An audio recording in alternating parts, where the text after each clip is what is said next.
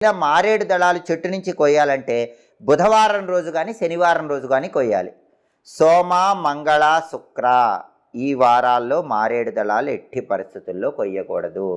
అలాగే ఆరుద్ర నక్షత్రం ఉన్న రోజు కూడా మారేడు దళం కొయ్యకూడదు. అశౌచంలో కూడా మారేడు దళం కొయ్యకూడదు. ఎవరికైనా మైల ఉందనుకోండి, మైలలో కూడా మారేడు దళం కొయ్యకూడదు. సంక్రమణ జరిగిన రోజు, సూర్యుడు ఒక రాశిలో నుంచి ఇంకొక రాశిలోకి మారే రోజుని సంక్రమణం అంటారు. ఆ సంక్రమణం జరిగిన రోజు కూడా మారేడు దళం కొయ్యకూడదు.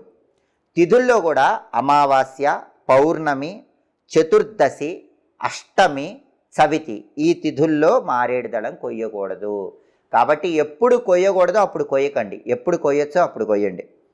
అలాగే ఆచార మయూఖం అనే గ్రంథం ప్రకారం కింద పడినటువంటి మారేడు దళాన్ని కడిగి పూజకు వినియోగించుకోవచ్చు.